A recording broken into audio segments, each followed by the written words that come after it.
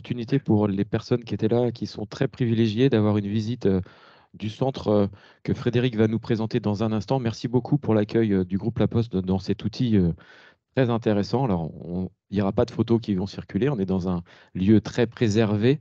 Mais en tout cas, merci beaucoup pour cet accueil. Monsieur Le Bastard, juste, est-ce que vous pourriez préciser aux personnes qui sont là où est-ce qu'on est avant qu'on prenne la main sur ce webinaire qui est destiné aux chefs d'entreprise, alors adhérents ou non à la CPME, qui veulent se prémunir, en tout cas anticiper le risque cyber au sein de leur entreprise. Merci Frédéric. Eh bien, bienvenue. En effet, je vous accueille aujourd'hui dans un centre qui est une direction dénommée les services télécom, réseau et sécurité du groupe La Poste. Donc, on joue le rôle d'opérateur interne pour l'ensemble des composantes du groupe, hein. On interconnecte aujourd'hui près de 17 000 points de présence au niveau national et on propose également à ces différentes parties prenantes de se connecter de manière sécurisée à Internet, à nos data centers et à nos différents services. On est donc aujourd'hui basé principalement à Nantes et les équipes dont j'ai la charge en particulier sont les équipes du service de lutte contre la cybercriminalité du groupe La Poste. Donc on aura l'occasion, je pense, d'approfondir ce sujet de lutte contre la cybercriminalité dans la matinée. Je vous propose d'être un petit peu notre grand témoin. On va avoir 3 témoignages avec les personnes qui sont juste devant vous, que je vais vous présenter dans un instant. En tout cas, merci beaucoup Frédéric. Voilà, pour remettre un petit peu le cadre, la CPME organise des ateliers sur la thématique de la transformation numérique depuis 2017, avec le soutien de la région. Et puis au fur et à mesure, on s'est un petit peu spécialisé en faisant un focus sur ces thématiques de la cybersécurité, parce qu'on considérait que c'était quelque chose de stratégique. On considérait aussi, on commençait à voir venir des retours d'adhérents, d'entrepreneurs avec des impacts beaucoup plus forts et c'était en train de se généraliser. Donc depuis 2 ans et demi, on a mis un vrai focus sur ce sujet-là en s'appuyant donc sur les personnalités qui sont autour de moi que je vais vous présenter. Tout d'abord, monsieur le capitaine de gendarmerie, monsieur Vignon. Vous êtes chef de section opérationnelle de lutte contre la cybermenace pour la Loire-Atlantique et vous pilotez une équipe d'une douzaine de personnes entre enquêteurs et techniciens. Merci, capitaine, d'être présent. Ensuite, monsieur Régis de Brûle, délégué à la sécurité numérique pour la région des Pays de la Loire au sein de l'Agence nationale de la sécurité des systèmes d'information, voilà, l'ANSSI, qu'on ne présente plus, qui est très actif sur notre territoire par ton intermédiaire et qui est vraiment dans un rôle d'information, sensibilisation. Et puis également Éric Massé, vous êtes un expert labellisé cybermalveillance au sein de la société Kietic. C'est un prestataire d'infogérance de nouvelle génération. Vous faites partie des prestataires qui sont labellisés au sein d'une plateforme qui s'appelle Cybermalveillance qu'on va représenter dans un instant. Et puis, c'est une entreprise donc, qui a été créée il y a 6 ans. Vous êtes actuellement 13 collaborateurs, plus de 100, presque environ 160 clients, 2500 utilisateurs d'une plateforme. En fait, vous vous appuyez sur une logique avec une proactivité automatisée des opérations des TPME. Donc, on aura un petit temps tout à l'heure pour présenter comment vous fonctionnez. Donc, voilà, les photos de nos intervenants. Et puis, voilà, comprendre et anticiper le risque cyber. En fait, on s'est à la CPME posé la question de comment on pouvait accompagner les chefs d'entreprise parce que depuis 2 ans, 3 ans, on a de plus en plus d'entrepreneurs, de dirigeants qui reviennent vers nous et qui nous racontent ce qui s'est passé à partir du moment où il y a une cyberattaque. On a souvent de l'émotion parce que ça n'a pas été un moment tranquille au sein des équipes, au sein de l'entreprise.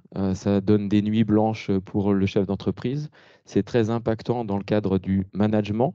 On prend une nouvelle casquette pour l'entrepreneur qui est celui de la gestion de crise. Parfois, il faut repartir de zéro.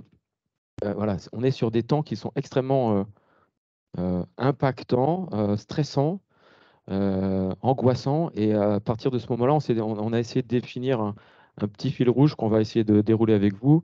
Comprendre c'est quoi la menace. Donc, je vais revenir vers toi, Eric. Les postures à engager, donc là, on va essayer de vous donner quelques préconisations et puis ensuite des recommandations pour que vous puissiez anticiper et vous prémunir pour renforcer votre sécurité numérique. Eric, ce que je te propose, alors je vais tutoyer certains, je suis désolé, parce que voilà, on a certaines affinités, parce que ça fait un moment qu'on se côtoie. Est-ce que tu pourrais nous donner 2 actes types que vous avez pu étudier sur les 3-4 dernières semaines avec Kietix, s'il te plaît. Alors oui, alors merci de nous recevoir. Euh, Deux attaques types. Alors sur les 2-3 dernières semaines, heureusement, on n'a pas à chaque fois des serveurs compromis avec des blocages comme cela peut arriver avec les exemples des hôpitaux ou des mairies, etc.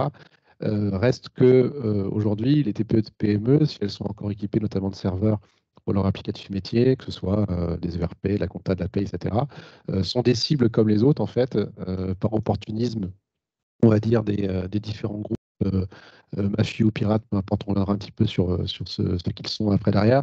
Donc, on va avoir effectivement ce risque lié aux serveurs, aux infrastructures de ces TPE, PME qui sont peu parfois ou mal protégés. Et donc, avec un matin, un serveur qui ne fonctionne plus ou un accès qui ne fonctionne plus. Et donc, un dirigeant qui nous contacte en disant, bah, ce matin, il n'y a plus rien qui fonctionne. Donc, ça peut être soit aussi des prospects qui ne savent pas vers qui se tourner, qui ne sont pas accompagnés. Et donc, on parlera après du label cybermalveillance, qui vont essayer de trouver un contact pour pouvoir les aider. Mais après, plus quotidiennement, on va dire, les risques qui se propagent aujourd'hui, c'est vraiment lié au phishing, à l'hameçonnage. Donc cette tentative, vous avez tous reçu des hameçonnages sur votre téléphone avec des SMS, ce genre de choses, mais en entreprise, notamment sur l'email, c'est quasiment du quotidien de réception de ces différents phishing, avec des attitudes plus ou moins, on va dire, correctes vis-à-vis des utilisateurs qui les reçoivent, même s'il y a plein de systèmes pour filtrer, pour éviter que ce mail malveillant arrive dans votre boîte aux lettres. Ça arrive quand même. Et là, en fonction de la réaction que va avoir l'utilisateur, eh ben, un risque souvent de compte compromis, donc ça veut dire d'un mot de passe qui a été fourni, par exemple. Et derrière, peut se passer un grand nombre de choses, soit des fuites de données directement, soit à nouveau une propagation d'un phishing. Il faut pouvoir détecter assez rapidement ce type d'attaque qui, même si on n'a pas un système qui est bloqué immédiatement, mais ça veut dire qu'il y a déjà une corruption du système avec des données qui sont volatilisées. Donc, c'est les cas les plus fréquents, en tout cas, qu'on va rencontrer en TPE, PME aujourd'hui. Le petit SMS sur le CPF que tout le monde a reçu il y a environ 6-7 mois, c'est techniquement ce genre de choses. C'est ça, ça peut être soit c'est vraiment un phishing qui est très généraliste, c'est-à-dire vraiment c'est la petite bouteille à la mer envoyée puis bah, ça tombe sur vous.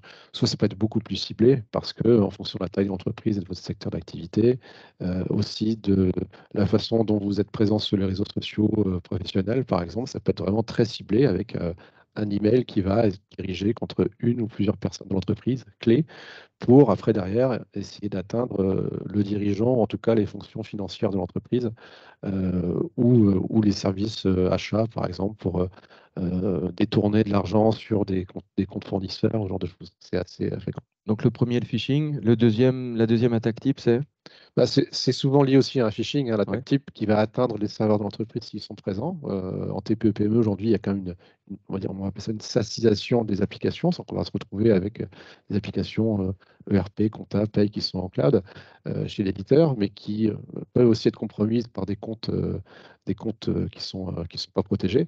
Mais souvent, le serveur de l'entreprise a commencé effectivement par un phishing où le pirate va pouvoir récupérer des accès et soit agir directement, soit attendre le bon moment pour atteindre sa cible. On a un exemple, ça s'est produit courant 1er mai ou 8 mai, hein, le lundi était férié.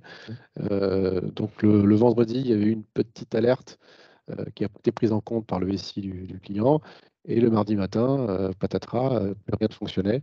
Et ce sont des dizaines de collaborateurs qui n'ont plus leur accès au système d'information, avec un groupe, on va dire, de pirates qui, par exemple, a communiqué en interne. Hein. Ils ont imprimé sur tous les copieurs d'entreprise que les données étaient compromises. Donc la direction ne peut même pas cacher ce qui se passe. En fait, on sait que c'est lié à un piratage derrière. Et donc là, il faut aller réagir très vite pour savoir bah, qu'est-ce qui s'est passé. Donc, couper les accès sans compromettre la preuve. Il faut que les systèmes restent allumés pour qu'on puisse savoir ce qui s'y passe. Et puis, bah, vérifier qu'est-ce qui est compromis, le périmètre, l'état des sauvegardes, est-ce que c'est compromis ou pas. Et puis, bah, établir une cellule de crise. On ne peut pas redémarrer tout de suite parce qu'on ne sait pas ce qui s'est passé. Il faut analyser d'abord. Il faut analyser d'abord, c'est le plus dur. Hein. C'est même si on a une sauvegarde, on sait qu'elle fonctionne, on sait qu'elle va travailler, on doit attendre parce que est-ce que ce qu'on va restaurer n'est pas aussi compromis? On reviendra tout à l'heure sur ce process. Qu'est-ce qu'on fait à partir du moment où on est attaqué? Régis, est-ce que vous pourriez nous préciser, fort de ce témoignage, parce que alors voilà, phishing, ransomware, ça c'est le premier niveau, on va dire, de la cybercriminalité. Malheureusement, c'est pas le seul niveau. Est-ce qu'on pourrait avoir un peu un focus plus large? Oui, oui, tout à fait. Alors en fait, c'était une bonne illustration de la première motivation des attaquants aujourd'hui, c'est tout ce qui est lié aux attaques à but lucratif, donc la cybercriminalité. Donc phishing, rançongiciel, en fait, tout ce qui amène à gagner de l'argent, beaucoup d'argent d'ailleurs.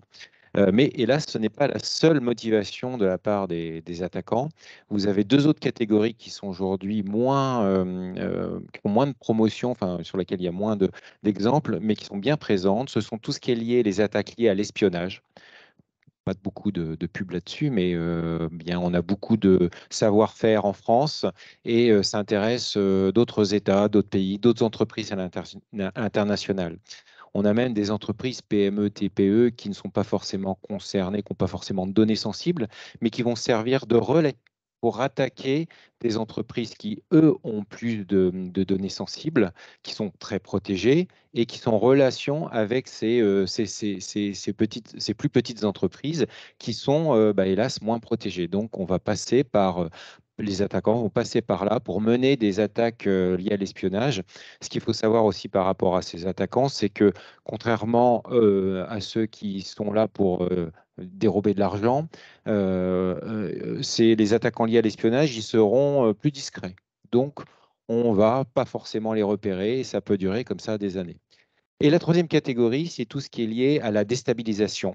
Les activistes, on a eu, donc ce sont des groupes qui ont pas forcément qui veulent faire passer des messages de plus ou moins de force. Donc, on va avoir par exemple des défacements de sites web, c'est-à-dire que les pirates vont prendre la main sur les sites web, vont remplacer le contenu pour faire passer leur message. On va avoir ce qu'on appelle des attaques par déni de service. Donc, on a ça en ce moment, c'est plutôt à la mode. Donc, pareil, des activistes vont bombarder des sites Internet en piratant des millions d'objets connectés. Ils vont demander à ces objets connectés de se connecter sur le site web qui ne pourra pas répondre, qui ne sera pas en capacité de propager le contenu.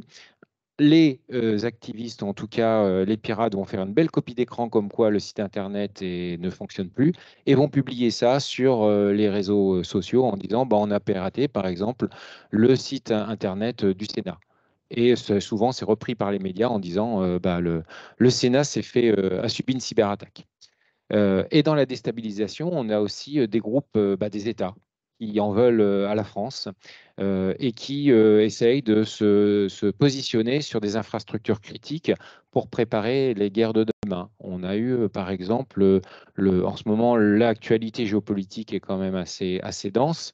On a eu, par exemple, une entreprise en Vendée qui a été déconnectée d'Internet parce que lors du lancement de la guerre entre la Russie et contre l'Ukraine, les Russes ont attaqué un satellite qui se trouvait autour de l'Europe, au-dessus de l'Europe. Ce satellite était utilisé par l'armée ukrainienne, mais par aussi des entreprises en France, en Europe. Et par cette attaque, l'entreprise Andenne s'est trouvée coupée d'Internet pendant une semaine. Il les a un peu gênés dans leur production, mais on voit bien qu'ils n'étaient pas directement visés, mais ils ont subi ce qu'on appelle, nous, une belle perdue. Et là, ça arrive. On est d'accord. Est-ce qu'on a un peu des chiffres clés, des statistiques, Annecy, je poserai la même question ensuite au capitaine, mais est-ce que tu as des éléments un peu pour Alors, caractériser? on n'a pas de chiffres au niveau des Pays de la Loire, au niveau de l'ANSSI, mais plutôt une tendance. Alors pourquoi? Pourquoi on n'a pas de chiffres qui sont communicables? Parce que toutes les victimes, hélas, ne portent pas forcément plainte. Et nous, au niveau de l'ANSSI, on voit que les attaques majeures. Par contre, la tendance est assez intéressante. On avait une année 2022 un peu mi-figue, mi-raisin, c'est-à-dire un début d'année avec pas énormément d'attaques. Et puis un deuxième semestre 2022 où là, les attaques ont reprise. Alors surtout des attaques liées à des rançongiciels, à du phishing, donc tout ce qui est lié à la cybercriminalité. Et je dois dire, depuis le début de l'année 2023, on est sur cette tendance assez importante dans les Pays de la Loire d'attaque. On a eu un premier semestre avec beaucoup de victimes recensées. Et là, des victimes, c'est des PME, TPE, des collectivités territoriales, tout secteur d'activité, et généralement avec une motivation liée à la cybercriminalité, à la cyberfraude. Merci. Capitaine, est-ce que, alors, on a répertorié entre guillemets les trois tendances, cybercriminalité, espionnage et déstabilisation. Et en fait, lorsqu'on avait préparé cet atelier, parce qu'on avait fait ça également en 2021, fin d'année, la petite nouveauté, c'est l'apparition de l'intelligence artificielle qui complexifie encore plus les choses et qui va intégrer, enfin, qui va permettre encore d'ouvrir d'autres champs. Parce que ce qu'a pas dit forcément Régis, et il reviendra peut-être dessus, c'est qu'on est sur une filière extrêmement installée, qui s'est professionnalisée. Il y a peut-être 15 ou 20 ans, on avait des hackers qui se challengeaient à aller péter un site, entre guillemets, si je fais simple. Aujourd'hui, ces gens-là, enfin, on est sur une filière à proprement parler, avec des sous-traitants, etc. Est-ce que vous pourriez nous faire un petit peu un retour sur ça, sur la filière, et puis sur un petit peu donner des éléments de contexte sur les revenus que ça génère, parce que ça signifie aussi que c'est pas prêt de s'arrêter. Ah oui, alors on est d'accord sur le fait que ça va prospérer. C'est une belle économie que celle de la cybercriminalité, puisque le coût de la cybercriminalité en 2021, c'est 6 000 milliards de dollars, ce qui fait à peu près 10 fois le montant des stupéfiants Au niveau international. au niveau international. Oui. Quand on voit les Donc bien sûr mafias, que tant qu'on aura des victimes qui payent des rançons et qui, par le même biais, payent la veille technologique de ces organisations criminelles, on continuera d'avoir des pirates qui ont des moyens et qui peuvent se payer des développeurs de l'intelligence pour pouvoir développer des nouveaux produits. Vous parliez de l'intelligence artificielle. Effectivement, on a constaté dernièrement, on parlait de phishing tout à l'heure. Effectivement, on a des courriers malveillants qui aujourd'hui sont bien mieux écrits, qui correspondent bien mieux à la politique de certaines entreprises, puisqu'on a des outils d'intelligence artificielle qui sont disponibles et qui se proposent de vous générer des mails. Il suffit de mettre le bon lien derrière pour attirer les victimes. On a ça.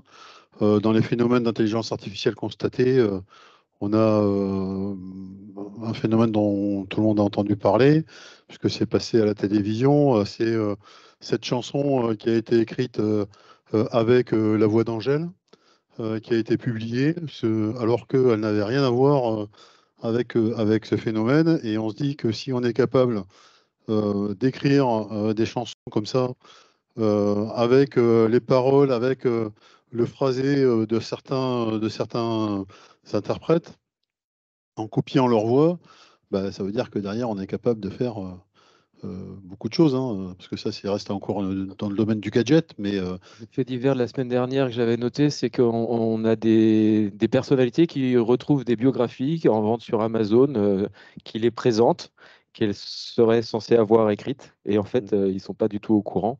Donc, c'est de l'intelligence artificielle qui a rédigé.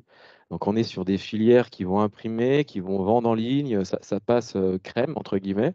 C'est extrêmement perfectionné. Oui.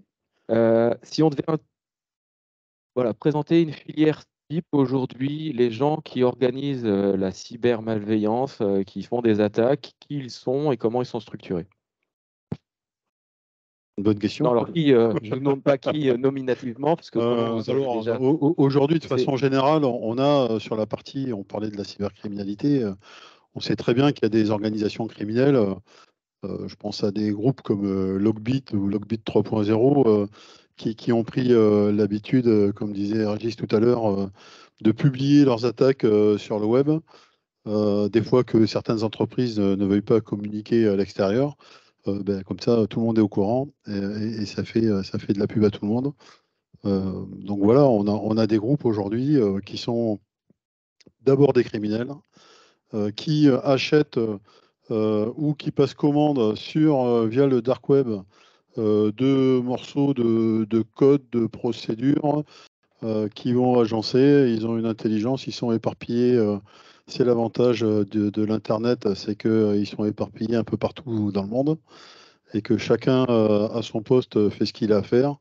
Et puis on a un grand compilateur à un endroit qui met tout ça, qui assemble tout ça et qui ben, ensuite peut le lancer. Alors soit le lancer, soit l'apparition d'un nouveau modèle depuis 1 an maintenant, 2 ans, ce qu'on appelle le ransomware as a service, ou plus générique, de façon plus générique, la cybercriminalité comme un service, hein, c'est-à-dire que vous avez des organisations criminelles qui développent des virus et qui les mettent en vente et qui vous disent, ben voilà, alors soit vous payez pour certains une certaine somme de monnaie, soit ils prélèvent un pourcentage sur la rançon qui sera payée. Enfin, voilà. Après, il y a Les toujours moyen de apporteurs faire. d'affaires, hein, dans notre langage entrepreneurial.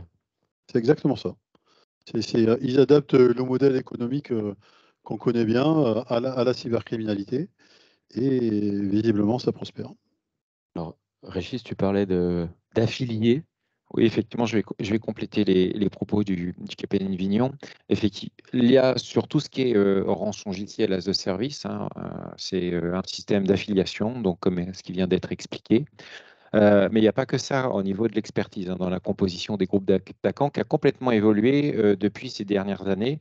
Auparavant, les groupes étaient structurés avec, dans un groupe, on trouvait les spécialistes qui étaient capables de développer des virus, certains qui accédaient dans les systèmes d'information. Enfin, c'était des groupes qui étaient même souvent positionnés au même endroit. Ce qui fait que lorsqu'on en trouvait un, on chopait tout le groupe. Ça, c'était environ avant les années 2015-2016. Maintenant, c'est complètement disséminé. En fait, les groupes ne sont plus au même endroit. En fait, vous avez des experts, des personnes, des groupes qui vont faire appel à d'autres groupes. Ainsi, vous avez, au-delà des cybergangs qui proposent ces kits d'attaque, hein, en location, en affilié, vous avez certains hackers qui sont spécialisés dans l'accès au système d'information. Donc, eux, ce qu'ils vont faire, c'est rentrer dans un système d'information, souvent avec un vol d'identifiant via phishing. Et ces identifiants, en fait, ils vont les revendre sur Internet. Et généralement, ça se revend plutôt pas mal, en fonction de la cible qui est des identifiants. Mais il n'y a pas que ça, en fait. Vous n'avez pas que dans les experts qu'on peut retrouver, hein, les experts de la cybercriminalité, vous en avez aussi qui sont capables de ce qu'on appelle blanchir la crypto-monnaie. Quand une victime paye une rançon, elle paye en crypto-monnaie, Bitcoin, etc., ça laisse quand même une certaine trace puisque les portefeuilles sur lesquels le portefeuille sur lequel la rançon est payée, elle est publique. En fait, tout le monde peut voir le numéro de portefeuille, enfin tout le monde, quand même avoir un petit peu de compétences. Mais du coup, les services de police, d'enquête aussi surveillent ces portefeuilles. Donc ainsi, en fait, ces criminels en fait sont capables avec différentes techniques de blanchir, d'effacer les traces pour transformer cette crypto-monnaie en dollars ou en euros. Évidemment, ces spécialistes se prennent une petite commission au passage. Donc ça, c'est l'écosystème des attaquants, vous voyez bien, qui s'est professionnalisé, qui est aujourd'hui très segmenté, ce qui fait que lorsqu'on en chope un, eh bien, c'est compliqué de récupérer toute la chaîne. Et juste en parallèle, ce qu'il faut dire aussi, et ce qui explique qu'on ait de plus en plus d'attaques, c'est notre consommation au numérique. On utilise de plus en plus de services numériques. Et je dois dire, les services numériques qui sont proposés ne sont pas forcément tous bien sécurisés. On voit beaucoup, lorsqu'un nouveau secteur d'activité se numérise, eh bien, c'est toujours la course des startups pour proposer un outil numérique plus rapidement que les autres. Et c'est le business avant tout. Et la partie cybersécurité, elle n'est pas forcément présente. On peut prendre un exemple pour illustrer mes propos. Le Covid, télétravail, donc vidéoconférence, donc Zoom. Et Zoom, qui était une start-up avec quelques milliers d'utilisateurs, s'est retrouvé du jour au lendemain avec quelques millions, voire non, ils sont au million, ils ne sont pas passés le milliard. Et donc, ils avaient quelques failles, quelques vulnérabilités, ce qui était logique, hein. Voilà, le produit n'était pas encore sec. Ils ont dépensé plus d'1 milliard de dollars sur la cybersécurité pour justement, en moins d'un an, un an, pour corriger toutes les vulnérabilités. Donc, Parce que les services de gendarmerie, vous avez à peu près ces mêmes moyens financiers, forcément. La question, c'est comment, par exemple, comment l'État, sur cet aspect sécuritaire, avec tous les impacts qu'on peut avoir, comment vous êtes organisé?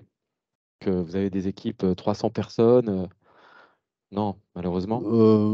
Alors, si, aujourd'hui, on doit être à peu près un peu moins de 9000 gendarmes qui, en tout cas, ont cette appétence à la cybersécurité, éparpillés un peu partout en France et à l'étranger, avec malgré tout une forte,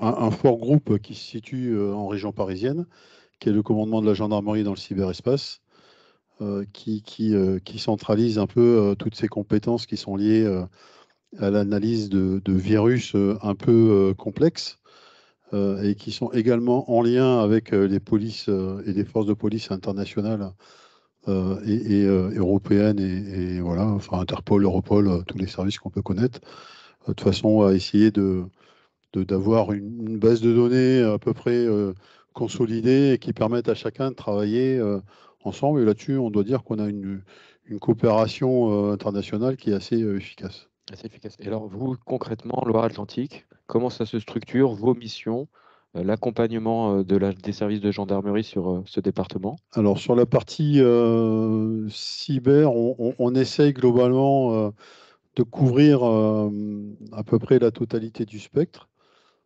soit dans un premier temps une partie dédiée à la prévention. Donc typiquement le type d'action qui ont fait que vous avez bien voulu m'inviter aujourd'hui.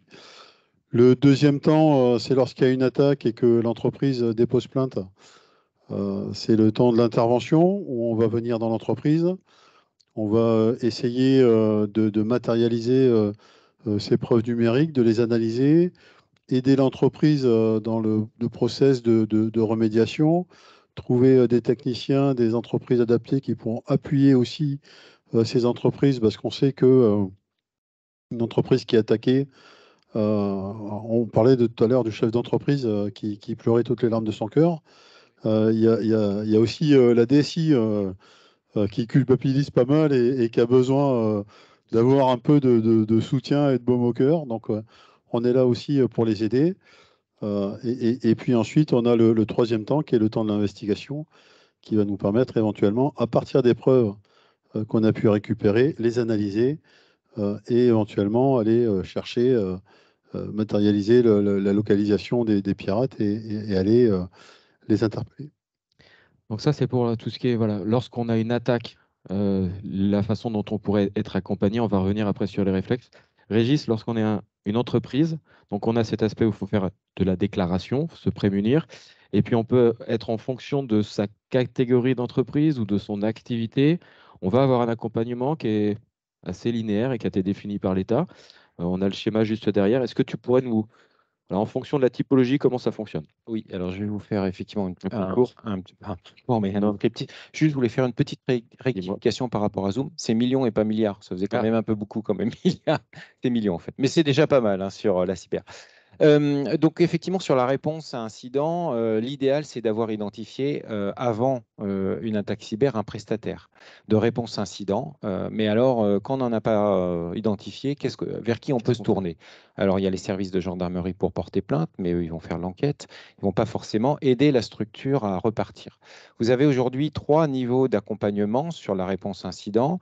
Vous avez pour les structures les plus critiques pour le fonctionnement de la nation, ce qu'on appelle, nous, les organismes d'importance vitale ou les organismes de services essentiels. Pour les collectivités territoriales et pour les administrations, vous avez l'ENSI qui est un centre d'assistance.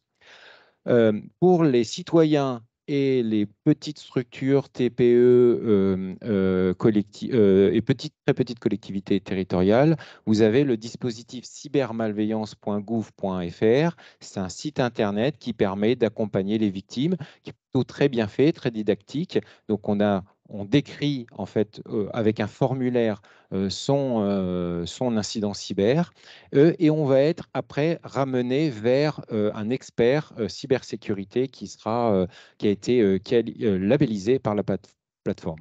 Oui. Et entre les deux, donc on va dire les PME, les moyennes collectivités, vous avez depuis le 14 septembre un dispositif qui s'appelle Pays de la Loire Cyberassistance, donc proposé par le Conseil régional, par la région Pays de la Loire, financé par France Relance au travers d'un dispositif que l'ENSI a proposé aux régions. Donc un accompagnement sur les premiers instants de l'attaque, c'est-à-dire que ce n'est pas Pays de la Loire Cyberassistance qui va résoudre l'incident, mais déjà il va donner les bons conseils. Et puis après, il va orienter, donc le service va orienter la victime vers aussi un labellisé cyber malveillance. Ça tombe bien. Ça tombe bien. Et le numéro donc à retenir est le 0800 100 200. À noter que c'est un service qui est disponible 24/7. C'est ça. C'est bien ça. C'est comme le groupe La Poste sur le suivi de la cyber, c'est 7 jours sur 7, 24 heures sur 24. Et en fait, il reprécise les éléments qu'on a schématisés juste avant. Et en fonction de l'entreprise et de l'acteur, on va vous flécher vers le bon interlocuteur. On a l'entreprise Kieti qui est représentée par Eric. Vous êtes référencé, labellisé cybermalveillance et vous intervenez sur la région Pays de la Loire, mais pas que.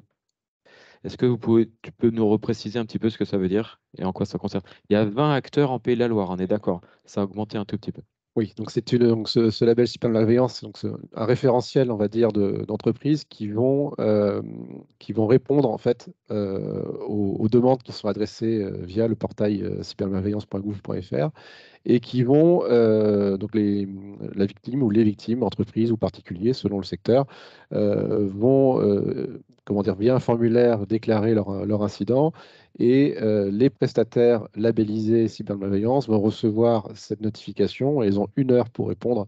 Il y a trois sollicitations qui vont être faites et le premier à répondre, les coordonnées seront transmises directement aux personnes en question. Donc sur ce label, il y a les référencés cybermalveillance, c'est-à-dire qu'en fait, ils sont rattachés à la plateforme et identifiés. Et ensuite, il y a un label qui est délivré par l'AFNOR, qui va correspondre à un certain nombre de critères, soit de formation, de certification interne, de vérification de conformité. Est-ce que vous avez un plan de sécurité interne dans l'entreprise? Est-ce que vous êtes conforme, on va dire, dans le sens large, au RGPD, etc. Enfin, un nombre de critères en fait assez importants aussi sur les ressources que vous avez en interne, sur les compétences que vous délivrez, et en fonction également de la taille d'entreprise, est-ce que vous traitez pour les particuliers, etc. Il peut y avoir un petit filtre. Et donc, nous recevons régulièrement directement par SMS et par email ces alertes, et on va avoir très rapidement les cas classiques de j'ai un souci avec mon serveur, j'ai un compte compromis, je ne sais pas comment m'en sortir. Et il y a aussi également, donc là c'est plutôt dans les phases de compromission ou d'attaque, entre guillemets, ou si on ne sait pas vers qui se tourner, on peut aller déclarer sur ce dispositif, mais on peut aussi se connecter pour demander des conseils. C'est-à-dire que si on ne sait pas comment répondre au risque, eh bien, on peut poser des questions, enfin, demander à un prestataire de vous contacter pour faire un état des lieux de votre état de sécurité informatique.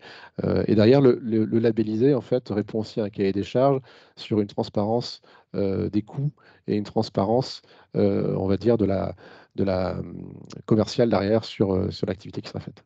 Alors ça, c'est la partie qui éthique lorsqu'on est labellisé cybermalveillance. Il y a aussi la partie qui éthique dans votre fonctionnement et l'accompagnement des entreprises. Comment vous fonctionnez? Si on avait 2-3 étapes, comment les étapes clés que vous avez avec vos clients? Oui, alors on va dire sur un nouveau client, là, on va d'abord faire un état des lieux du système d'information, le cartographier le maximum, le mieux possible. Donc, que ce soit une TPE ou une PME aujourd'hui, ces systèmes deviennent complexes. Il y a de plus en plus d'accès sur des différents clouds, des matériels qui sont dans la nature, en télétravail ou autre, avec parfois un contrôle qui n'est pas celui d'une grande entreprise, mais qu'il faut qu'il soit aussi contrôlé que cela, en fait. Donc, on va enfin, faire une base d'ailleurs de sécurité du système d'information. Et après, derrière, on va apporter des couches de conseils et d'outils pour maintenir les systèmes à jour, parce que c'est important, pour assurer un socle de sécurité des identités d'accès au système d'information, ce qui en TPE-PME n'est pas toujours simple. Avoir des comptes bien nominatifs et identifiés, une politique de mot de passe qui soit fiable, et ajouter aussi cette couche de conseil, parce que les comptes, on ne va pas parler dans le détail des mots de passe ou ce genre de choses, mais aujourd'hui, quand vous connectez à votre banque, on vous demande un code sur votre smartphone, et ben, dans vos outils professionnels, ça doit être pareil, parce que c'est une contrainte peut-être, mais c'est facile de le mettre en place pour protéger au moins ces comptes. Et donc aujourd'hui, dans les TPE-PME, on essaie de les habituer à monter ce cran de sécurité, comme celle des grandes entreprises, parce que c'est facile à mettre en place, tous les outils existent, il faut maintenant les appliquer, et l'utilisateur aussi, bah, c'est au quotidien, les équipes de support, c'est rassurer. Ce matin, je voyais un ticket qui venait d'arriver, j'ai reçu ce mail, il me semble bizarre, qu'est-ce que je fais? Donc, c'est aller chercher derrière, est-ce qu'il est légitime ou pas? C'est aider à faire comprendre les choses et à faire passer des messages aux utilisateurs parce qu'ils sont aussi acteurs de cette sécurité au sein de leur entreprise. Et enfin, dernièrement, voilà, c'est d'avoir cette veille technologique la plus aboutie possible parce que ça va très très vite. On parlait d'IA tout à l'heure, hein. Aujourd'hui, un compte compromis, c'est pas un pirate derrière qui va aller à la main fouiller dans votre boîte mail. Ce sont des automatismes qui vont aller récupérer les informations, qui vont après les extraire. Et avec l'IA, ils peuvent vous générer le mail de votre dirigeant avec exactement la même tonalité écrite, etc. Se faire passer pour lui. C'est des choses qui sont à la portée aujourd'hui des pirates, y compris dans une TPE, PME. Et puis un jour, vous ferez peut-être un virement parce qu'on vous l'aura demandé et que le mail sera légitime. Ah, vous semblera légitime. Souvent le vendredi vers 17h ou la veille d'un long week-end Voilà, férié, ou un etc. week-end de clôture bancaire, etc. Donc aujourd'hui, on met en place aussi des outils pour automatiser cette surveillance. Là, en ce moment, on travaille beaucoup sur la situation des noms de domaine de messagerie des clients, parce que justement, l'averti phishing, c'est la partie la plus importante. Mais aujourd'hui, ça fonctionne parce que certaines sécurités n'ont pas été mises en place. On parlait des éditeurs tout à l'heure qui ont parfois du retard pour sécuriser leur système. Et donc aujourd'hui, tous les opérateurs de messagerie, etc., verrouillent de plus en plus les choses pour éviter que ces phishing arrivent. Et donc, ça demande de resserrer les boulons tout le temps. Et dans le cas des TPE-PME, c'est beaucoup de travail à faire parce qu'il y a mine de rien, des applications un peu partout. Mais je crois que la cartographie fait partie des éléments de langage que vous avez, capitaine, lorsque vous faites des ateliers de sensibilisation. Je crois que cartographier, ça veut dire analyser en fait votre entreprise, définir où vous allez avoir des points stratégiques et des menaces potentielles. Euh, Capitaine, aujourd'hui, alors quels sont les réflexes qu'un chef d'entreprise devrait avoir si demain il a une cybermenace, il est cyberattaqué dans son entreprise? Parce que pour que vous puissiez vous enquêter et que aussi l'entreprise puisse recommencer aussi. Il y a Oui, 3-4 étapes. effectivement la difficulté, c'est pouvoir récupérer des éléments de preuve tout en permettant à l'entreprise de reprendre son activité le plus rapidement possible. Mais techniquement parlant, pour ce qui nous concerne, à partir du moment où on a une attaque par rançongiciel, par exemple, qui est l'attaque la plus bloquante, on n'a pas besoin d'avoir la totalité des ordinateurs qui sont en stand-by et qui doivent attendre notre venue. Nous, il nous suffit d'avoir un ordinateur qui soit déconnecté du réseau, bien évidemment. Quand on a une attaque de ce type-là, la première chose pour éviter la propagation, c'est couper le réseau. Et une fois qu'on a coupé le réseau, ben, on peut essayer de commencer à travailler, essayer éventuellement d'identifier ce qu'on appelle le patient zéro, c'est-à-dire l'ordinateur par lequel le virus est arrivé et qui a permis cette propagation. Et celui-là, ben, on le met de côté de façon à ce que nous puissions ensuite passer, sans l'éteindre, hein, bien évidemment, surtout pas éteindre les ordinateurs. On coupe le réseau, on met l'ordinateur de côté et de façon à ce qu'on puisse venir récupérer ces éléments de preuve. Et puis après, une fois qu'on a réussi à mettre un ordinateur, éventuellement deux, de côté, les autres peuvent être initialisés en prenant toutes les précautions qui s'imposent, hein, bien évidemment. On ne va pas restaurer une sauvegarde, comme le disait tout à l'heure mon camarade sans avoir vérifié que cette sauvegarde est saine. Et puis ensuite, on n'oublie pas d'appeler la gendarmerie et de déposer plainte, qui est la base. Est-ce que c'est un réflexe qui est très utilisé par les chefs d'entreprise ou les entrepreneurs en général? Et je crois que en 2022, c'est... Alors, je parle pour la partie zone gendarmerie au niveau national. 112 000 procédures d'ouvertes pour des attaques cyber. Sur ces 112 000 procédures, je vais vous donner un pourcentage moyen. 80% sont des escroqueries. 10% sont des attaques au système d'information. Et 10% sont des attaques liées avec des caractères haineux sur les réseaux sociaux, des choses comme ça. Oui. Et à côté de ça, on estime à peu près à une victime sur 250. Une victime sur 250 qui dépose plainte. Je vous laisse faire le calcul. Ok. Je crois que vous avez pris l'habitude, lorsque vous commencez vos manifestations, interventions, de ne plus demander. Enfin, avant, on disait la question, c'est pas quand est-ce qu'on va se faire. Enfin, Oui, est-ce qu'on va se faire hacker, c'est plutôt quand. ça. Aujourd'hui, vous avez renversé un peu la table en disant devant tout le monde qu'a priori, il n'y a plus d'entreprise qui ne se soit pas fait hacker au moins une fois. Après, c'est purement statistique, hein. Moi, je veux bien qu'une entreprise me dise ça ne m'est jamais arrivé. Mais globalement, en 2020, je crois que c'était une entreprise sur deux qui s'était fait attaquer. Et depuis, on a eu de mémoire 40% d'augmentation en 2021. On est à 38 en 2022. Donc, quand j'additionne tous les chiffres, je veux bien croire que certaines entreprises ont été attaquées plusieurs fois. Mais malgré tout, je pense qu'on y est tous passés. Alors après, il faut mesurer et définir ce qu'est une attaque, hein, à proprement parler. Elles ne sont pas toutes du niveau du rançongiciel, heureusement. Quelque chose dont on n'a pas encore parlé, mais forcément, c'était dans l'élément que tu as présenté tout à l'heure, Régis. Si tu veux bien laisser le micro pour l'instant au capitaine. À partir du moment où l'objectif, c'est de gagner de l'argent, on va se retrouver avec des rançons. En 2021, lorsqu'on s'était rencontrés, on avait un discours assez clair de tous les deux, qui était surtout pas de rançon, ne payez pas. Un bon payeur fera une bonne victime dans le temps, plusieurs fois, etc. Ce discours, il a un tout petit peu changé. Est-ce que vous pourriez nous repréciser un petit peu le contexte? Alors, on est toujours d'accord pour ne pas payer la rançon. Cela étant dit, on essaye de bénéficier en fait du temps de la négociation. Voilà. Et ce temps de la négociation, il va nous permettre à gagner du temps, bien évidemment. Et ce temps qu'on va essayer de gagner, il va nous servir déjà à identifier le virus. Parce que depuis le temps, on commence à avoir quelques clés de déchiffrement en stock. Donc peut-être qu'on peut en sortir une gratuitement sans que le chef d'entreprise ait besoin de la payer. Ça nous permet aussi de gagner du temps pour la remédiation, vérifier les sauvegardes. Est-ce qu'elles sont saines ou pas? Est-ce qu'on peut remettre le système en service? Étant entendu que bien souvent, il est plus facile et plus rapide de restaurer des sauvegardes que de déchiffrer des ordinateurs qui sont complètement bloqués.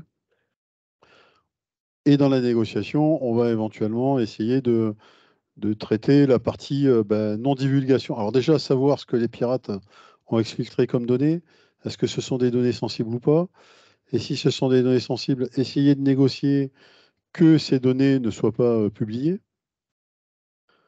Mais avant tout, ce qu'on va chercher, c'est des traces prégnantes dans la mémoire vive des ordinateurs qui sont infectés pour essayer de trouver une localisation, un endroit, une trace, une signature qui nous permette d'identifier clairement le groupe qui est derrière. Par contre, on est d'accord, la négociation, c'est pas fait par le dirigeant qui peut, entre guillemets, se faire piéger par le hacker. Et là, c'est double effet qui se coule.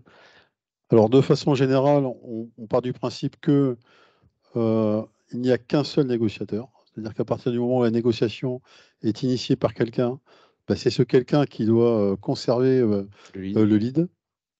Par contre, on va éventuellement, si c'est le chef d'entreprise qui a commencé à discuter, ben, on va le laisser, mais on va le conseiller quand même. On sera avec lui pour lui donner les éléments de langage, pour essayer de... Voilà. Mais dans le meilleur des cas, on aime bien prendre la main là-dessus parce qu'on a on Des a équipes, des gens qui savent faire. GIGN, entre autres. Alors le GIGN, mais pas que, Pas puisque que. en fait au niveau local, on a aussi des négociateurs D'accord. qui sont pilotés par le GIGN. De toute façon, c'est toujours le GIGN chez nous qui Chapeau. pilote ces process de négo. Mais par contre, en local, on a aussi la ressource qui nous permettent d'intervenir assez rapidement. Tu complètes, Régis? Oui, il faut laisser les professionnels faire leur travail. C'est ça. C'est-à-dire qu'effectivement, négocier une rançon, c'est un professionnel. C'est pareil aussi, il ne faut pas faire ce qu'on appelle du hackback. Je me suis fait attaquer, donc je vais demander à un expert de contre-attaquer. Donc ça, c'est des choses qu'on peut voir, c'est vraiment contre-productif et souvent, il y a peu de chances que vous soyez plus fort que ceux qui sont en face. En fait, cette notion de paiement de rançon, elle était en fait encadrée. C'est-à-dire qu'on est tous d'accord pour dire qu'il ne faut pas payer les rançons. Maintenant, on était bien conscient qu'il y avait des structures, des entités qui payaient quand même les rançons. Donc, elle était encadrée dans le cadre de la LOPMI, hein, la loi de programmation, d'orientation et de programmation du ministère de l'Intérieur qui était en 2023. Et notamment, dans l'encadrement, si il y a paiement de rançon, il faut obligatoirement que ça soit fait par l'une assurance et qu'il y a un dépôt de plainte. Voilà, c'est pour ça que finalement le discours de fond n'a pas changé, mais c'est juste l'encadrement, oui, l'article 5 de la loi. Alors j'espère qu'il n'y a pas d'assureur. On est d'accord que les assureurs classiques ne couvrent plus le risque cyber. Alors en France, la plupart non, Il ont n'y a pas arrêté. d'assureur? Si. Euh, Vous allez peut-être pouvoir préciser, messieurs. Ah, oui, bon, monsieur. Et alors, la cybersécurité, c'est toujours couvert dans les contrats généraux? le paiement de la rançon, Non. Donc voilà. Il va falloir que vous envisagiez, vous, dans vos relations avec votre partie prenante assurantielle, d'avoir cette thématique bien à proprement parler. Le définie. côté positif de la LOPMI, c'est que du coup, une entreprise doit se cyberassurer et quand on se cyberassure, c'est pas juste je paye. Non, dans une cyberassurance, il y a une nécessité d'avoir un certain niveau de maturité. Donc, au moins, généralement, c'est les mesures d'hygiène. Donc, ce n'est pas non plus un niveau inatteignable pour une entreprise, mais c'est le niveau standard. Donc, ça, c'est positif parce que ça entraîne les entreprises qui veulent se protéger à mettre un niveau minimum de cybersécurité. Super. Est-ce qu'il y a des dispositifs aussi d'accompagnement pour accompagner justement la prise en main, la compréhension, l'anticipation de la part de l'État ou de services connexes? Alors, effectivement, de plus en plus, il y a des dispositifs qui apparaissent pour les PME et TPE. Donc, je vais en citer certains. Vous avez BPI France qui propose le Diag Cyber, donc un dispositif qui permet pour les PME, tout secteur d'activité, de financer de financer une bonne partie d'une prestation de diagnostic, comme propose Kietech. Vous avez l'INPI pour ceux qui sont bénéficiaires aussi de l'INPI, qui peuvent avoir, pareil, une subvention qui, je crois, peut aller jusqu'à 5 000 € de mémoire. Vous avez la région Pays de la Loire qui propose aujourd'hui deux dispositifs. Un dispositif de conseil, de subvention sur une prestation de conseil. Et la Loire Conseil. Comment? Pays de la Loire Conseil. Et pour les TPE, là, ça concerne que les TPE, Pays de la Loire investissement numérique qui permet de financer des logiciels de cybersécurité. Donc là, on est sur la licence. Ça, c'est ce qu'il y a en cours actuellement.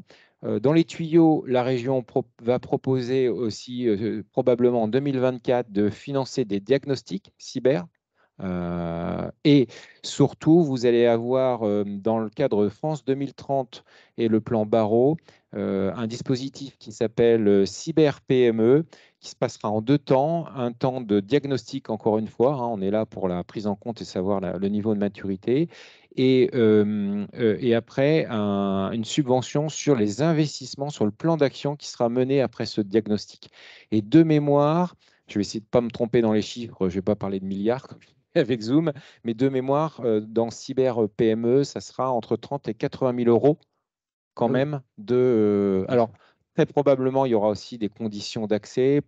Je ne suis pas sûr que toutes les PME seront éligibles à ce dispositif. Il faudra le surveiller de près. Ça devrait être communiqué avant la fin de l'année, début d'année 2024. Eric, est-ce que vous pourriez nous présenter la fameuse règle du 3-2-1, qui est celle que vous devez retenir absolument? C'est la recommandation qui est faite aussi bien à Annecy, gendarmerie, que tous les professionnels que vous pourriez rencontrer, parce que ça peut vous sauver la vie. En tout cas, l'activité de votre entreprise. Oui, parce qu'en cas on va dire de ransomware, parce que là on est souvent sur un cas de perte des données donc de vos serveurs ou de vos outils, si les données sont cryptées, chiffrées, la difficulté effectivement va être peut-être de les déchiffrer. Ça peut être long, mais surtout ça peut ne pas arriver du tout. Et donc il faut avoir absolument une sauvegarde fonctionnelle de vos données. Les pirates, bien sûr, puisqu'il y a une rançon, vont tenter aussi d'atteindre le système de sauvegarde à côté. Donc, si anciennement ou classiquement la sauvegarde est connectée au serveur et sur le même site, il y a de grandes chances qu'elle fasse partie aussi du périmètre d'attaque. Donc, dans le 3-2-1, la règle est assez simple, c'est il faut au moins disposer de 3 supports de sauvegarde. Donc, souvent, on sauvegarde le serveur lui-même sur un serveur à côté, et puis peut-être sur un autre périphérique, un NAS, un réseau, etc. Donc, au moins 3 niveaux de sauvegarde sur 2 supports différents, parce que tout sur disque dur, c'est peut-être pas suffisant. Donc ça peut être encore sur de la cassette, par exemple, si on n'a pas un accès Internet élevé. Ça peut être aussi en cloud. Et il faut justement qu'il y en ait un à l'extérieur, parce qu'au-delà des risques classiques, vol, incendie, dégâts des eaux, qui vont détruire les supports de sauvegarde qui sont dans l'entreprise, si le système est déconnecté comment dire, du système d'information, les pirates n'auront pas accès, et donc vos données seront, entre guillemets, fiables à l'extérieur. Dans l'exemple que je donnais tout à l'heure, l'entreprise qui s'est arrivée, elle a pu récupérer l'intégralité de ses données justement parce qu'elle avait respecté ce 3-2-1. C'est que ça a permis aussi aux enquêteurs après derrière, avec des clichés instantanés, réguliers, des sauvegardes, de pouvoir remonter sur la source d'attaque. Donc ce 3-2-1, c'est vraiment vital. C'est valable aussi pour les outils que vous avez en cloud. Alors en fonction de vos éditeurs, il faut leur demander leur conformité, mais vous pouvez aussi sauvegarder par vous-même certains outils SaaS que vous avez. Donc ça, c'est la fameuse règle du 3-2-1. À titre personnel, pour la CPME, moi, je fais une sauvegarde toutes les semaines parce que on a considéré que le, les données que je pouvais produire dans une semaine on pouvait les reproduire. En fait, ce qu'il faut, c'est déterminer pour vous le temps que vous acceptez de perdre pour repartir et pour relancer votre entreprise. Si ça doit être 24 heures, en fait, il faut que cette modélisation, cette cartographie soit anticipée pour que dans les 24 heures, vous puissiez repartir. Si vous estimez que vous pouvez avoir un temps qui va être plus long ou plus court, en fait, c'est en fonction de ça que vous allez déplacer le curseur. Régis, on est plutôt sur le temps de la conclusion. Si tu avais des recommandations à donner aux chefs d'entreprise, elles seraient de quel ordre? Alors j'en ai 5 et elles ont été plus ou moins abordées tout au long de la journée. La première recommandation, c'est imaginer le pire, à savoir finalement de quoi il faut craindre. Est-ce que c'est de la cybercriminalité? Est-ce que c'est de l'espionnage? Est-ce que c'est de la déstabilisation? Et puis sur mon système d'information, quels sont les services numériques ou les matériels numériques qui sont vraiment critiques? On en a parlé, c'est faire aussi une cartographie. Ça, c'est important. Deuxième conseil, et ça on n'en a pas beaucoup parlé, pourtant c'est vraiment essentiel, c'est sensibiliser les collaborateurs. Donc ça, c'est la pièce maîtresse. Une bonne partie des attaques sont liées soit à une erreur humaine, soit à l'ingénierie sociale. Donc ça, il faut monter le niveau de jeu des collaborateurs par de la sensibilisation, par exemple des campagnes de faux phishing. Ça, c'est ce qui se développe de plus en plus. Donc, en fait, on envoie un piège à l'ensemble des collaborateurs. Le but, c'est pas de les montrer du doigt et vous êtes trompé, mais c'est plutôt pour ceux qui sont tombés dans le panneau, de leur expliquer pourquoi et puis quelles sont les choses à vérifier pour la prochaine fois. Troisième conseil, c'est le 3-2-1, la sauvegarde. Donc là, ça c'est évident. Et puis tester les sauvegardes, parce que ça aussi, régulièrement, nous, on accompagne des structures qui nous disent c'est bon, on a une sauvegarde, et puis on s'aperçoit qu'elle n'a pas fonctionné depuis 6 mois. Donc bon, là, c'est dommage. Quatrième conseil, et on l'a vu aussi aujourd'hui, c'est mettre les bases appliquer les bases de la cybersécurité, l'hygiène numérique. Et on l'a dans différents documents au niveau de l'ANSSI. On a fait un document en commun avec la CPME, faire les mises à jour de logiciels, avoir une politique de mot de passe plus robuste, mettre en place de l'accès multifacteur. Ce sont des choses qui sont extrêmement compliquées, pas extrêmement coûteuses, mais qui pourtant permettent de réduire le risque vraiment très très fort. Et puis le dernier conseil, le numéro 5, c'est préparez-vous à l'impact, préparez-vous à la crise. Donc, savoir si vous êtes victime d'un rançon logiciel, qu'est-ce qu'on doit faire? Donc, le capitaine Vignon vous a donné les grandes étapes, mais quand on marque couper Internet, qui sait couper Internet dans votre structure, hein, quelquefois, il faut juste débrancher la prise, mais encore, il faut le savoir. Faut le faire, il faut savoir qui va le valider, le fait aussi qu'on coupe Internet. Moi, je l'ai vécu dans une structure où les équipes informatiques voulaient couper. Sauf que le directeur avait dit non, c'est moi qui prends la décision. Alors ça, c'était dans la préparation de gestion de crise. Hein, c'est moi qui prendrai la décision de couper Internet. Sauf que quand ça arrive dans la nuit du samedi au dimanche, est-ce que le directeur est derrière son téléphone? Donc ça, c'est des choses qu'il faut préparer dans la procédure de gestion de crise.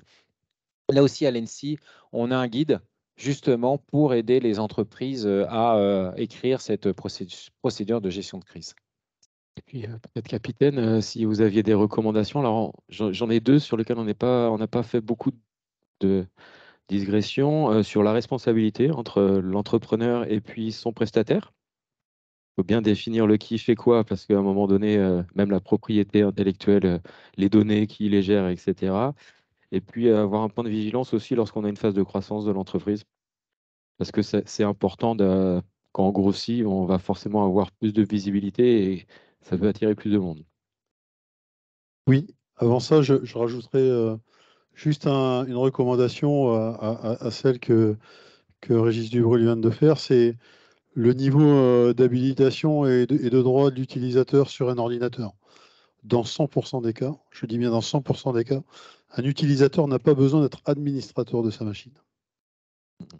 Donc il faut faire en sorte que les utilisateurs de l'entreprise ne soient pas administrateurs de leur machine.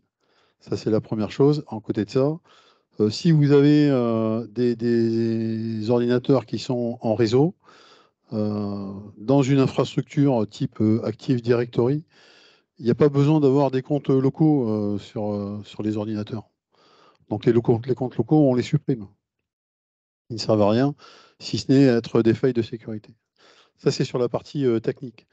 Effectivement, on n'a pas parlé de la partie RGPD. RGPD, donc effectivement, si on est attaqué, je rappelle accessoirement que avec une potentielle exfiltration de données, il est nécessaire de faire une déclaration à la CNIL dans les 72 heures. Également aux autorités de santé quand on est une entreprise de santé. Ça, c'est la première chose. Je rappelle également, on parlait de la relation entre le responsable de traitement, donc le chef d'entreprise, et l'exécuteur des traitements, qui peut être éventuellement une société de service. Par défaut, le RGPD considère que les deux sont solidaires. Donc si c'est la société de service qui fait la boulette, le responsable de traitement, en l'absence de relation contractuelle, le responsable de traitement sera solidaire et il ne pourra pas se retourner contre sa société de service.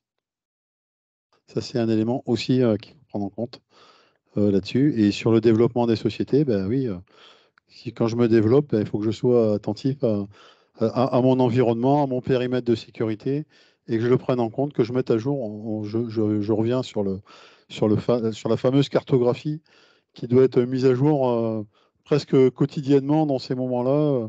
Combien d'ordinateurs connectés, lesquels sont connectés à Internet, quels logiciels sont utilisés sur les ordinateurs, quel niveau de confidentialité de données, etc., etc. Je crois que pour symboliser tout ça, Eric, lors de notre échange téléphonique, il y a eu un comparatif que je n'avais pas forcément déjà entendu, mais qui, je pense, va résonner chez les entrepreneurs ici présents et en tout cas qui nous écoutent. Oui, je confirme tout ce qui a été dit, hein, notamment en TPE, PME, sur la sécurité des comptes, etc. La cartographie, c'est important, hein, comme dans les grandes entreprises, c'est beaucoup de travail, donc ce sont souvent les prestataires sous-traitants qui s'en occupent. Mais quand votre prestataire vous donne des conseils pour monter votre niveau, il faut plus que les écouter, il faut appliquer parce qu'ils sont effectivement solidaires. Donc, si vous n'appliquez pas les conseils de votre prestataire peut vous dire, attendez, vous me mettez en risque aussi parce que vous n'écoutez pas l'hygiène de base informatique. Et donc, ce que tu évoquais effectivement, c'est qu'aujourd'hui, dans votre entreprise, en fonction de la taille, vous êtes habitué à former vos collaborateurs sur les gestes de secours au travail, sur la conduite à tenir en cas d'incendie, etc. Donc, c'est des gestes qui sont répétés, qui sont informés, mais aujourd'hui, l'hygiène informatique et savoir comment réagir face à un piratage, à un phishing, etc., c'est aussi de l'entraînement, ça doit être régulier. Vous avez du turnover dans vos entreprises, ce qui est normal, donc il faut continuellement former et surtout que la menace évolue assez vite, donc il faut très régulièrement informer, former, suivre, entraîner. On a parlé tout à l'heure des tests de phishing, on est au mois d'octobre, c'est le cybermois. On organise aujourd'hui chez nos clients justement des tests de phishing pour mesurer cet état d'activité. Est-ce que les personnes réagissent correctement? Et après, il ne s'agit pas de les punir, c'est leur dire, oui, vous êtes fait avoir. C'était pourtant évident parce qu'il y avait un certain nombre de points à regarder. C'est un entraînement qui va vous servir, bien sûr, à titre personnel, parce que vous recevez tous aussi dans vos boîtes mail perso des phishing, mais dans votre entreprise, l'impact peut être très important pour votre chef d'entreprise, pour votre activité, pour l'avenir de votre entreprise. Est-ce que, Alexa, on a des questions qui sont sur le... Ouais. D'accord. Juste en attendant, un petit complément pour illustrer le fait qu'il faut faire régulièrement. Là, les dernières campagnes de phishing qu'on voit apparaître, on ne voit plus les liens, c'est des QR codes. Oui. Donc ça, il va falloir que justement les gens commencent à savoir, à se méfier des QR codes. Ce que je vous propose, c'est peut-être de prendre 2-3 questions qui seraient en ligne. Naïma? Alors, il y en a une, c'est est-ce qu'on est sujet aux attaques, même si toutes nos informations sont hébergées sur des plateformes telles que Microsoft 365, Wix, ou uniquement si nous hébergeons nous-mêmes nos données dans un serveur privé? Vous êtes commencé à répondre, hein, les deux, bien sûr. C'est que si c'est votre serveur privé, c'est à vous, à votre prestataire, d'en assurer la sécurité. Mais toutes les plateformes, que ce soit Microsoft 365, G Suite ou Wix, etc., sont constamment sous le feu de ces attaques. Et donc, c'est leur rôle de protéger leur infrastructure contre ces attaques. Mais en tant qu'utilisateur, vous avez aussi le rôle d'appliquer les prérequis ou les recommandations de ces fameux éditeurs sur les mises à jour, sur les comptes, les mots de passe, les facteurs d'authentification multiples, etc. Elles font toutes ces recommandations, mais elles vous laissent parfois le choix de l'appliquer ou pas. Donc, vous êtes forcément acteur là-dessus, mais tous les aspects, enfin, tous les périmètres sont sous le feu, on va dire, du risque. Oui, je confirme, hein, une des raisons des fuites de données sur ces plateformes cloud, c'est le paramétrage. Le paramétrage n'est pas au niveau des attaques. C'est-à-dire que vous pouvez un paramétrage qui était valable il y a 2 ans, parce qu'il correspondait aux attaques d'il y a 2 ans, mais aujourd'hui, les attaquants ont monté leur niveau et il faut muscler, améliorer, augmenter le niveau, la sécurité et donc mettre en place d'autres paramètres. Deuxième question, Naïma? Deuxième question, mais on avait abordé, mais est-ce que vous pourrez redire, est-il possible d'avoir des conseils pratiques et simples pour protéger ma petite entreprise, qui est l'objet de la réunion, mais... On a fait peut 5 recommencer, conseils et on enverra le lien sur Oui, le oui. guide. Oui. Avec le guide, on a vraiment les bonnes pratiques informatiques en 12 questions. On a même une version qui est maintenant en 13 questions. Oui, qui a été actualisée. Voilà, qui est actualisée parce qu'on a pris la notion de cloud justement. Et en suivant ces 13 principes, normalement, on doit pouvoir sécuriser une toute petite entreprise. On va envoyer le lien dans le mail tout à l'heure. Bon pour les questions. C'est bon pour les Voilà. questions. Est-ce que Merci. dans la salle, il y aurait quelqu'un qui voudrait poser une question avant que notre grand témoin vienne nous donner son point de vue? Suffira, bonjour. Guillaume, je travaille dans mon entreprise sur la Vendée. Je suis aussi certifié cybermalveillance. Alors, il y en a une vingtaine, vous dites seulement? Une vingtaine dans les Pays de la Loire. Oui, mais c'est étonnant. Je suis Oui. très étonné parce que j'avais l'impression qu'il y avait beaucoup plus de prestataires informatiques que ça. Et j'avais 2-3 commentaires par rapport à ce qui a été dit, par rapport au vécu des TPE, même des agris, hein, on est sur des GAEC, des situations très particulières. C'est que oui, sur les ordinateurs, ce qui est important, c'est d'avoir une session qui soit utilisateur et pas administrateur, parce que déjà, vous allez diviser par 10 le risque de propagation déjà. Et ma question là-dessus, par rapport à vos contacts avec les instances nationales, comment se fait-il que les constructeurs, que Windows n'oblige pas une création d'un poste avec une session administrateur et utilisateur? Ça fait 35 ans que je suis dans le métier et ça fait 35 ans que je crie dans le vide que déjà les constructeurs sont complices, déjà dans cet aspect-là. Et les autres questions, c'est je ne comprends pas pourquoi même moi, les liens, comme pour Eric, par rapport à cybermalveillance, même par rapport au TPE, je vais très peu de demandes. Je suis affolé. On est des dizaines de milliers d'entreprises de petite taille sur le Pays de Loire et il y a peut-être 3 demandes, 4 demandes par semaine. Et là c'est les bonnes semaines, hein. On ne parle pas des mauvaises semaines. Là, de temps en temps, pendant des mois, vous n'avez rien. Voilà. Merci de ce commentaire. C'était un constat qu'on a eu lorsqu'on a eu notre échange. Et effectivement, il y a plus de 20 acteurs qui sont labellisés en 2021. Voilà, ça fait déjà 2. Vous avez déjà 10% des forces vives pour vous accompagner. En 2021, il n'y en avait que 8. Et après, en fait, vous pouvez, alors vous êtes sur le niveau labellisation. Si on revient sur mon schéma de tout à l'heure, encore celui-ci. Donc, il y a les gens qui sont labellisés comme vous, qui sont rentrés dans un process et qui acceptent aussi de se faire un petit peu détricoter par l'AFNOR. Et puis, on a des gens qui se référencent au titre de leurs compétences sans qu'on ait forcément derrière un label. C'est plutôt du référencement. C'est un peu comme ça qu'on... Sur le Les label, experts cybermalveillance. Ensuite. Alors, sur la plateforme cybermalveillance, il y a un référencement pour tout ce qui est accompagnement lors d'une attaque. Mais dans ce référencement, il n'y a pas de contrôle de la part de cybermalveillance si le niveau d'accompagnement est bon. C'est pour ça que cybermalveillance a mis en place un label, donc là, cette fois-ci, contrôlé par l'AFNOR, pour donner confiance dans la TPE ou la PME qui souhaiterait soit se faire assister lors d'un incident, soit aussi de se protéger et donc d'améliorer la protection. Donc, quand on est sur la plateforme et qu'on a ces fameux 3 prestataires qui s'affichent, eh bien, si un des prestataires est labellisé, il est mis un peu plus en niveau.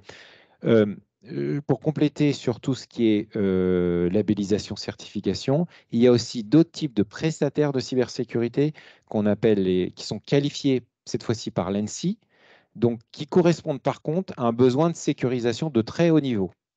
Donc, c'est ce qu'on appelle par exemple les prestataires d'audit de sécurité de systèmes d'information. Mais le niveau, donc pas si, ce niveau-là, c'est plus pour les entreprises de la défense, plus stratégique. Donc, souvent, nous, on voit des entreprises qui demandent à leurs prestataires de services numériques, j'ai besoin d'un audit PASI de l'ANSSI parce qu'on est une référence. Sauf que l'entreprise, c'est une entreprise de menuiserie, par exemple, qui n'a pas forcément besoin d'avoir un haut niveau. Donc, faut pas se tromper dans les labels. On a bien les labels de l'ANSSI qui sont là pour sécuriser vraiment les entreprises les plus stratégiques, les plus sensibles, sur lesquelles on a un besoin de sécurité. Et puis, on a les labels qui sont les entreprises qui sont labellisées experts cyber. Et là, je vous rejoins, monsieur. Effectivement, on n'en a pas assez. On n'a pas assez de SN aujourd'hui, enfin d'entreprises de services numériques qui sont labellisées. Ce qu'il faut bien voir, c'est qu'en 2024, on va avoir une réglementation qui va arriver en France issue d'une nouvelle version de la directive européenne qui s'appelle NIS. Donc normalement, avant la fin de l'année, on a NIS 2, la nouvelle version, qui va imposer à certaines entreprises de 17 secteurs d'activité de répondre à des exigences en matière de cybersécurité. Et là, on pense qu'on va avoir un énorme appel d'air auprès des prestataires qui sont certifiés et labellisés pour accompagner ces entreprises. Ça veut dire que les PME, TPE qui ne seront pas concernées, si elles veulent se sécuriser, je ne sais pas vers qui elles vont se tourner. On a un risque là de problématique d'expertise, en fait. De compétences. Est-ce que, capitaine, allez. Juste pour revenir sur la question initiale de monsieur, vous connaissez quelqu'un qui a réussi à faire entendre raison à Microsoft? Ah oui. Bon, après sur l'installation des machines de façon générale, on parle de Microsoft, de Windows, on peut parler de Unix ou de Linux ou d'autres systèmes d'exploitation. Par définition, à l'installation de la machine, le premier compte qui est créé, c'est un compte administrateur. Alors c'est admin, c'est root, c'est ce qu'on veut, mais c'est toujours la même chose. Après, c'est à l'installateur de mettre en place des barrières de sécurité. C'est ça. Donc il y a ça, il y a cette chose-là, j'ai toujours une petite lumière qui clignote quand j'entends parler de 365 ou de Google.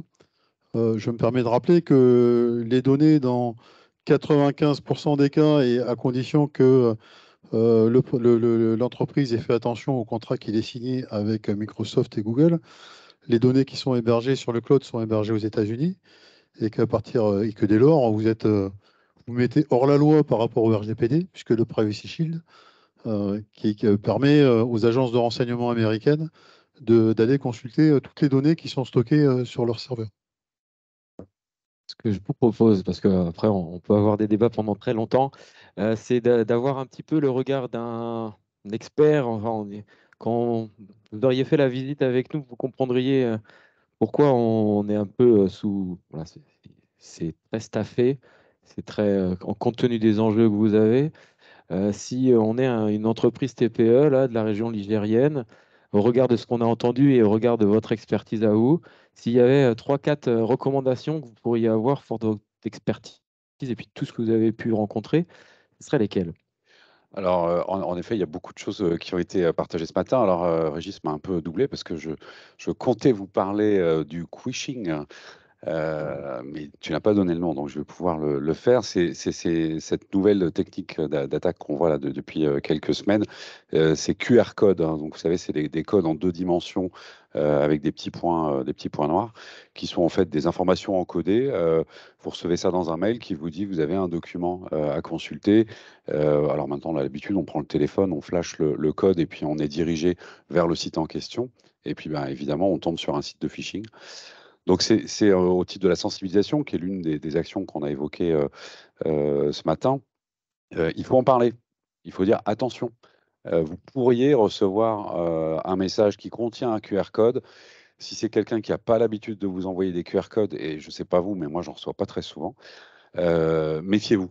Hein, c'est probablement une nouvelle tentative de vous diriger vers un site frauduleux. Donc, au titre de la sensibilisation, c'est important de le rappeler.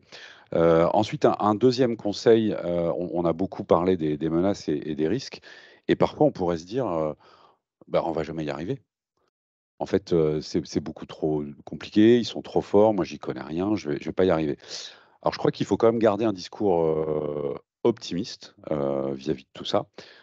On a affaire à des adversaires qui ont certes des moyens, mais ces moyens ne sont pas infinis.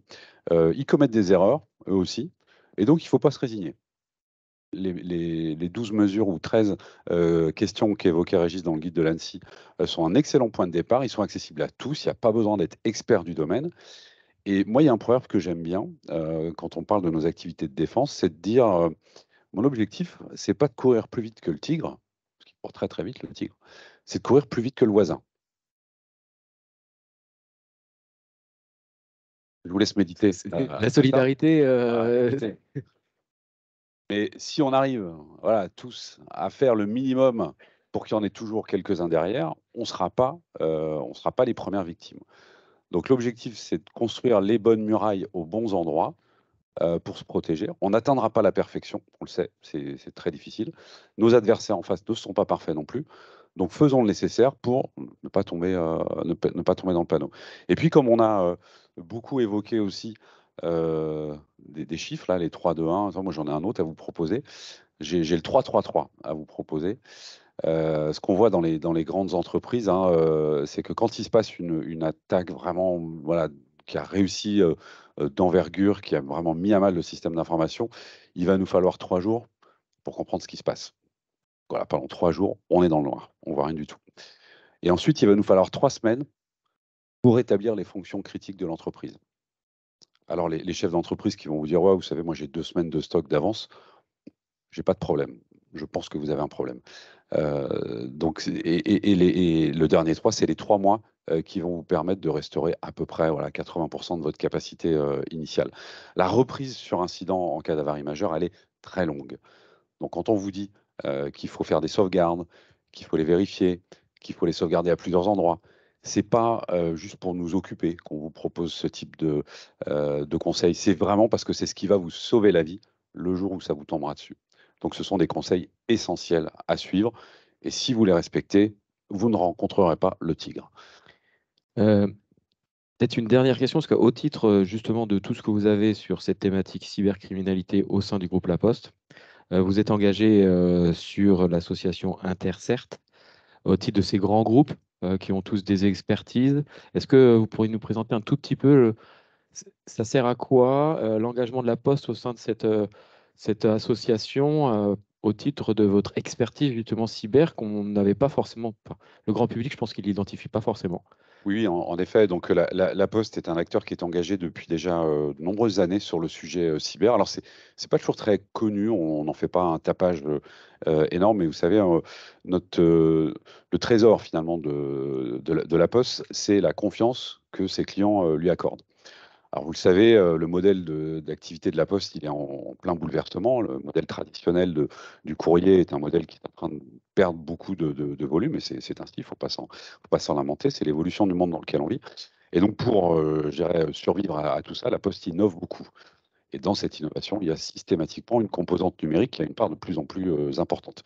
Et si on veut préserver la confiance dans le monde du numérique, et donc pour notre avenir, on n'a pas le choix, il faut qu'on soit performant sur les questions cyber. Donc ça, c'est une vision que nos dirigeants ont déjà depuis nombreuses années et ont mis en place les moyens nécessaires pour adresser le sujet.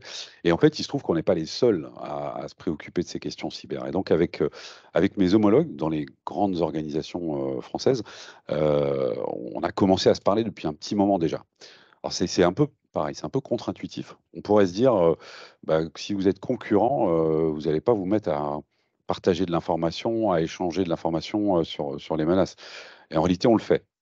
On le fait pourquoi? Parce que les tigres, c'est tous les mêmes qui nous courent après, hein. Alors il y en a quelques-uns qui sont un peu spécifiques pour certains domaines d'activité, pour Oui.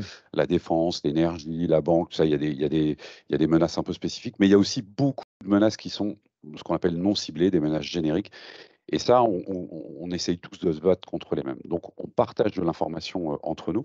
Et cette association, effectivement, qui s'appelle Intercert France, s'est créée il y a un peu moins de 2 ans. Alors, il lui préexistait un groupe informel, mais elle s'est structurée, organisée, professionnalisée. Et elle réunit aujourd'hui, à l'heure où je vous parle, 92 membres. Donc, ce sont des équipes qui vont voilà, équiper les grandes institutions françaises, les grands comptes français. C'est aussi des entreprises de services numériques dédiées au champ cyber et qui sont donc à l'échelle nationale. Et qui, donc, cette association accueille justement ces partages et ces échanges d'informations et de coopération. Et j'ai la chance et l'honneur de présider cette association. Donc, comme je vous le disais ce matin, c'est pas une fierté particulière, même si j'en suis quand même un peu fier, mais c'est surtout pour démontrer C'est la reconnaissance. que la Poste, voilà, est un acteur à qui ses homologues font plutôt confiance pour animer ces travaux de coopération et de partage d'informations à l'échelle nationale. En tout cas, on voulait vous remercier de nous avoir accueillis dans Avec dans ces plaisir. locaux que peu de personnes peuvent visiter. Remercier les équipes de La Poste, Naïma au premier rang, et puis remercier également les équipes de la CPME, Alexa qui est derrière vous. Ce que je vous propose, c'est qu'on va clôturer, nous, ce format webinaire, et puis on va pouvoir continuer avec les gens ici présents pour échanger éventuellement avec nos intervenants. En tout cas, on boucle, s'il vous plaît, le direct et on vous remercie beaucoup d'avoir participé à ce webinaire organisé par la CPME.